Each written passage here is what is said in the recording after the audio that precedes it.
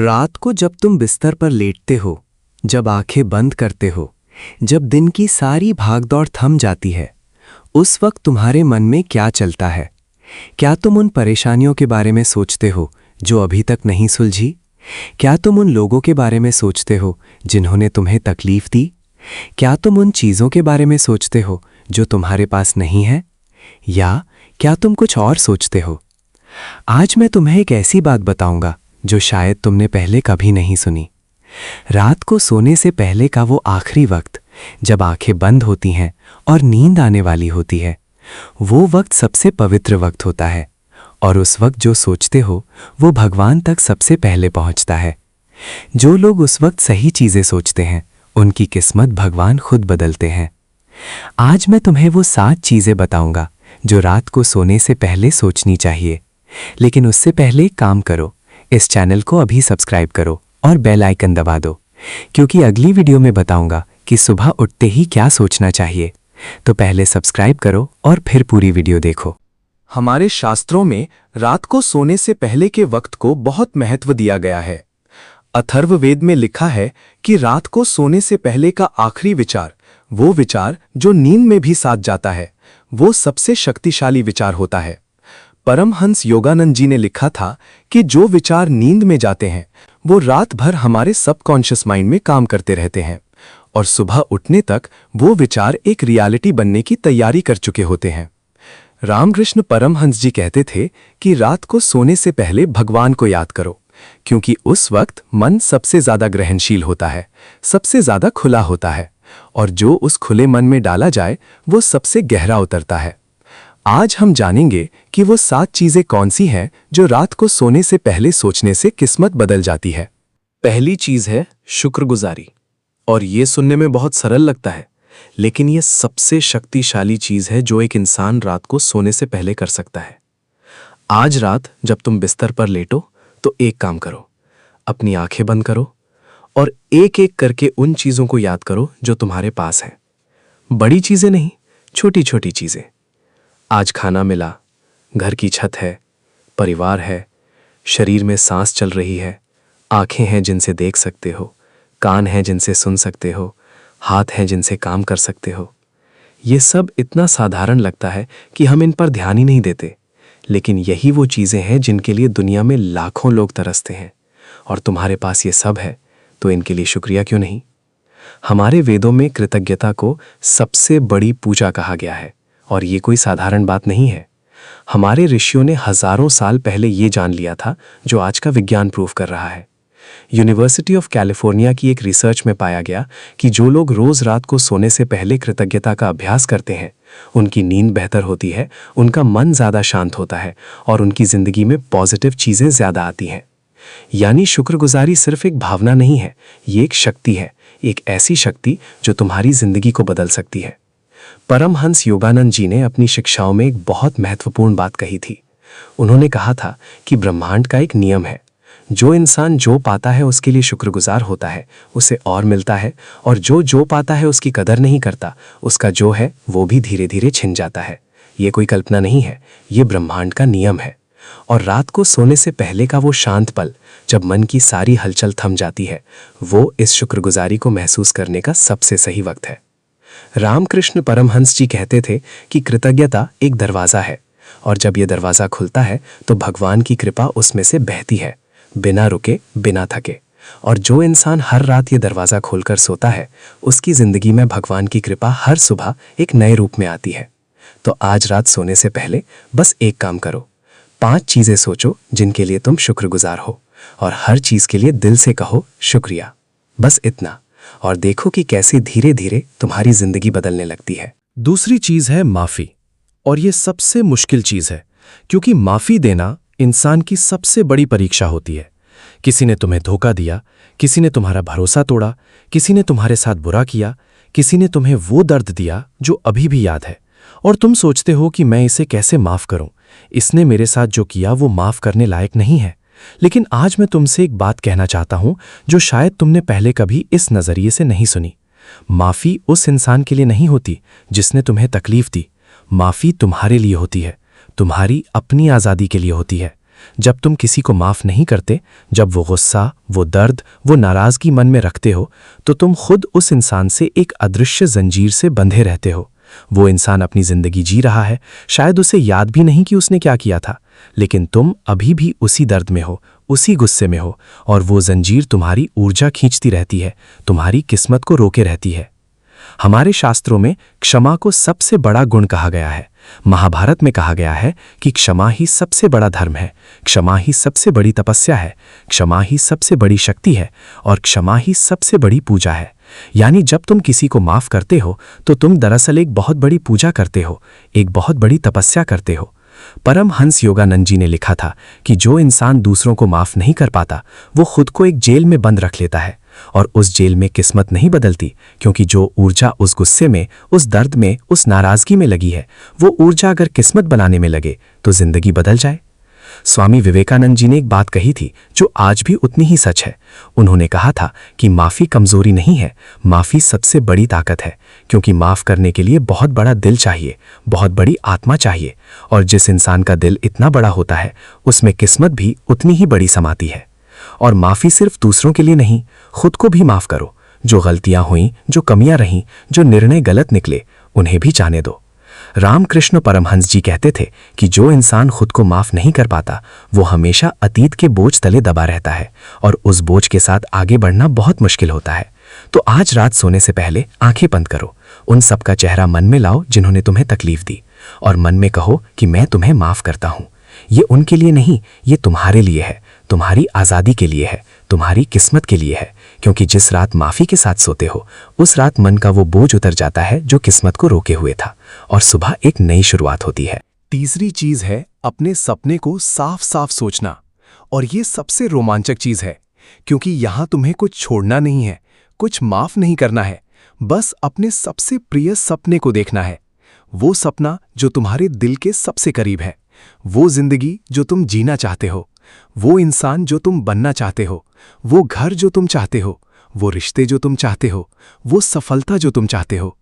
और रात को सोने से पहले उस सपने को इतनी डिटेल में सोचो कि वो रियल लगने लगे, जैसे वो पहले से हो गया हो, जैसे तुम उसे जी रहे हो।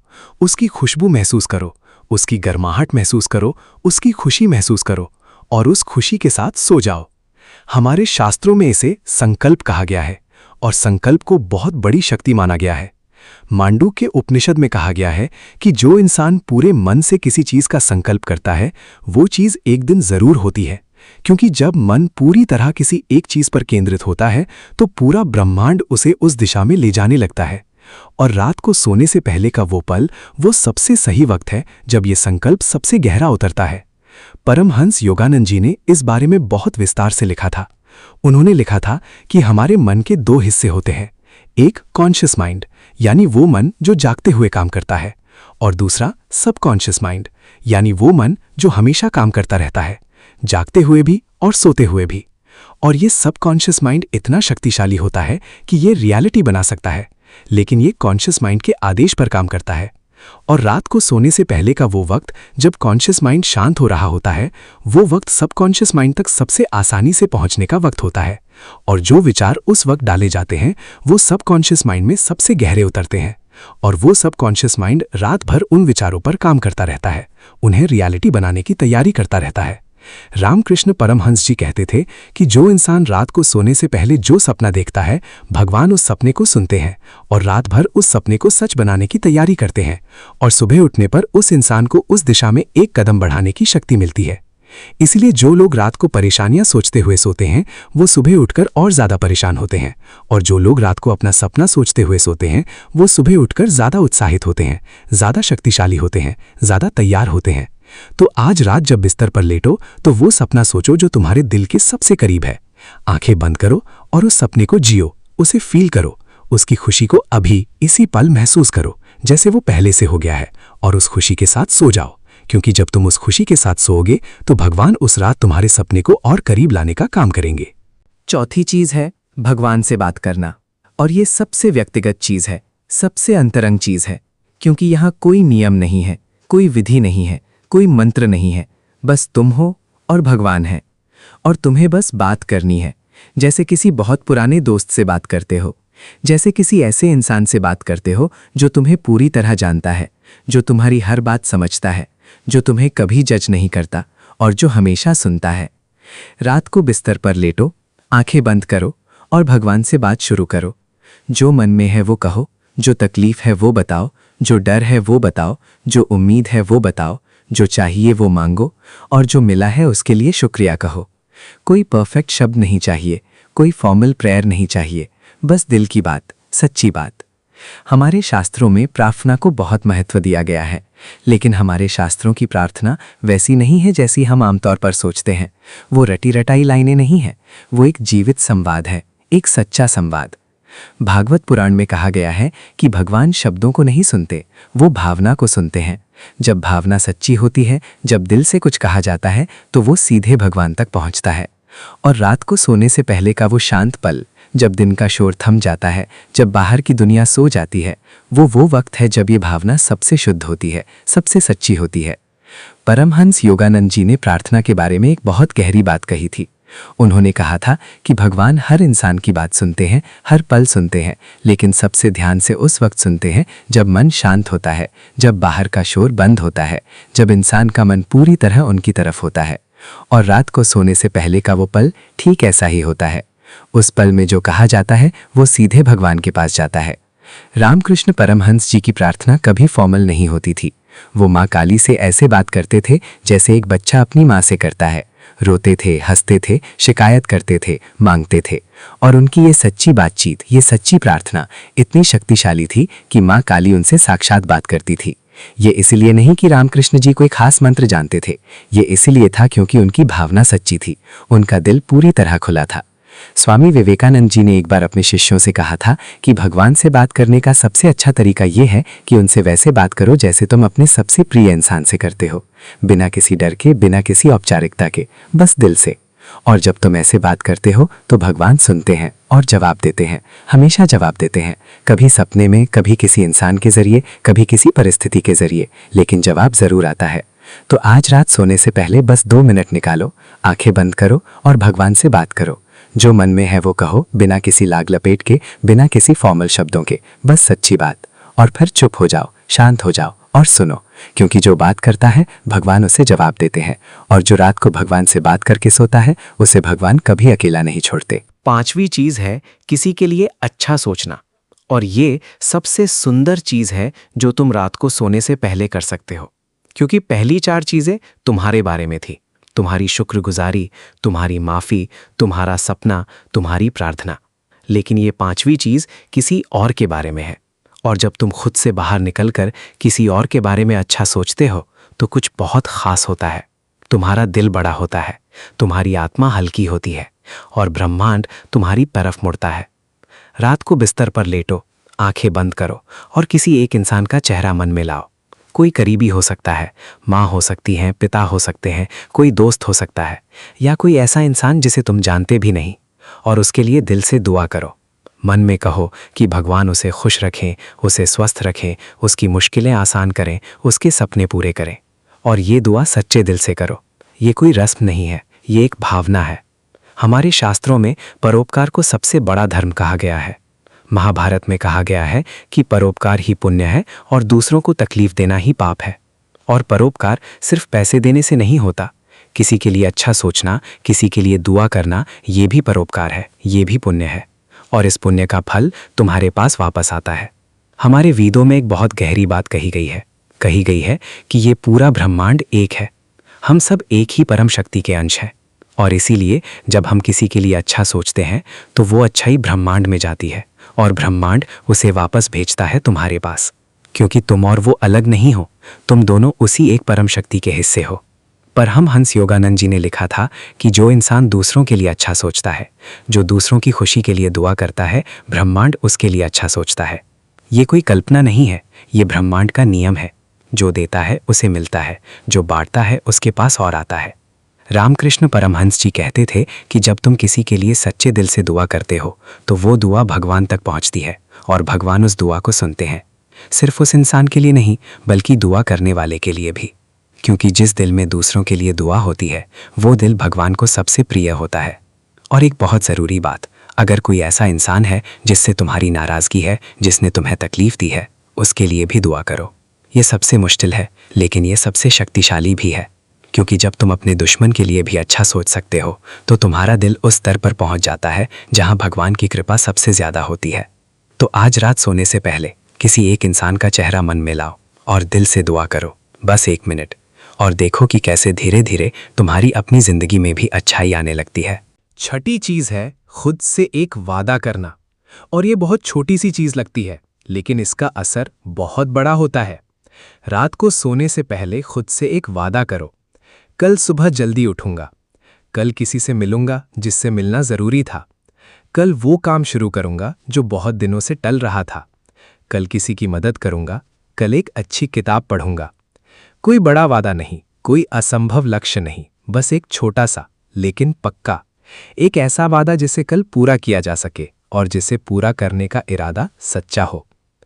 हमारे शास्त्रों में संकल्प को सबसे बड़ी शक्ति कहा गया है, और संकल्प का अर्थ सिर्फ इरादा नहीं है। संकल्प का अर्थ है एक दृढ़ निश्चय, एक ऐसा निश्चय जो मन के गहरे से आता है, और जो रात को सोने से पहले लिया जाता है वो सबसे गहरा होता है, क्योंकि उस वक्त मन शांत होता है, बाहर का शोर नहीं होता, और जो उस शांत मन में डाला जाता है वो सबसे गहरा उतरता है। परमहंस योगानंद जी ने इस बारे में एक बहुत महत्वपूर्ण बात कही थी। उन्होंने कहा था कि जो इंसान रात को एक संकल्प लेकर सोता है, उसका सबकॉन्शियस माइंड रात भर उस संकल्प को पूरा करने की तैयारी करता है। ये बात बहुत गहरी है। जब तुम रात को ये सोचकर सोते हो कि कल ये काम करूंगा, तो तुम्हारा सबकॉन्शियस माइंड उस काम के लिए रात भर एनर्जी इकट्ठा करता रहता है, रास्ते सोचता रहता है, तरीके खोजता रहता है, और सुबह जब उठते हो तो उस काम को करने के लिए एक अजीब सी तैयारी होती है, एक अजीब सी ऊर्जा होती है, जैसे रात भर कोई तुम्हारे लिए काम कर रहा था और वो कोई तुम्हारा खुद का सबकॉन्शियस माइंड था।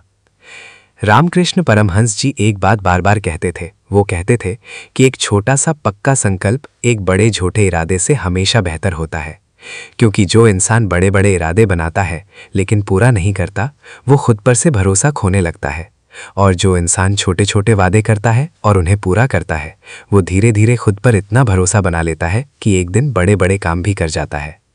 ये एक बहुत ज़रूरी बात है। हर बड़ी जिंदगी छोटे छोटे वादों से बनती है, हर बड़ी सफलता छोटे छोटे कदमों से आती है, और वो पहला कदम रात को सोने से पहले उस वादे से शुरू होता है जो तुम खुद से करते हो। आधुनिक मनोविज्ञान में इसे इम्प्लीमेंटेशन इंटेंशन कहते हैं, यानी जब तुम रात को ये तय करते हो कि कल कब, कहाँ और कैसे एक खास काम करोगे, तो उस काम के होने की संभावना 3 गुना बढ़ जाती है। ये रिसर्च में साबित हुआ है। यानी रात को किया गया एक छोटा सा वादा अगले दिन को पूरी तरह बदल सकता है। तो आज रात सोने से पहले एक काम करो, खुद से एक छोटा सा वादा करो, और कल सुबह उठते ही सबसे पहले वो वादा याद करो और उसे पूरा करो, क्योंकि जिस दिन तुम खुद से किए वादे पूरे करने लगते हो, उस दिन से तुम्हारी जिंदगी बदलने लगती है। और 7वीं और सबसे ज़रूरी चीज़ है भगवान पर भरोसा रखना। रात को सोने से पहले मन में ये सोचो कि जो भी हो रहा है, जो भी होने वाला है, भगवान उसमें है, सब ठीक होगा, और ये भरोसा रखकर सो। हमारे शास्त्रों में इसे समर्पण कहा गया है। परमहंस योगानंद जी ने लिखा था कि जो इंसान रात को भगवान पर भरोसा रखकर सोता है, उसकी किस्मत भगवान खुद संभालते हैं, क्योंकि वो इंसान भगवान को अपना सब कुछ सौंप देता है, और जो भगवान को सब सौंप देता है, भगवान उसे सब देते हैं। रामकृष्ण परमहंस जी कहते थे कि जो बच्चा माँ पर भरोसा रखकर सो जाता है, माँ उसकी रक्षा करती है। ठीक उसी तरह जो इंसान भगवान पर भरोसा रखकर सो जाता है, भगवान उसकी रक्षा करते हैं, उसकी किस्मत बनाते हैं। तो आज रात ये सोचते हुए सो कि सब ठीक है, भगवान है और वो मेरे साथ हैं। तो ये थीं वो 7 चीजें जो रात को सोते हुए सोचने से किस्मत बदल जाती है। पहली, शुक्रगुजारी, जो मिला है उसके लिए भगवान का शुक्रिया। दूसरी, माफी, दूसरों को और खुद को माफ करना। तीसरी, अपना सपना, साफ साफ देखना कि क्या चाहते हो। चौथी, भगवान से बात, दिल की बात कहना। पांचवी, किसी के लिए अच्छा सोचना, दुआ करना। छठी, खुद से वादा, एक छोटा सा पक्का संकल्प। और सातवीं, भगवान पर भरोसा, ये जानकर सोना कि सब ठीक होगा। आज रात इन 7 को ट्राई करो और कल सुबह उठकर देखो कि कैसा महसूस होता है। परमहंस योगानंद जी ने कहा था कि रात को सोने से पहले का वक्त ईश्वर का सबसे बड़ा उपहार है। इसे बर्बाद मत करो, इसे सही सोच से भरो और देखो कि किस्मत कैसे बदलती है। और अगर ये वीडियो तुम्हें अच्छी लगी तो इसे उस एक इंसान के साथ ज़रूर शेयर करो जिसकी किस्मत बदलने की ज़रूरत है। इस चैनल को सब्सक्राइब करो और बेल आइकन दबाओ। मिलते हैं अगली वीडियो में। जय गुरुदेव।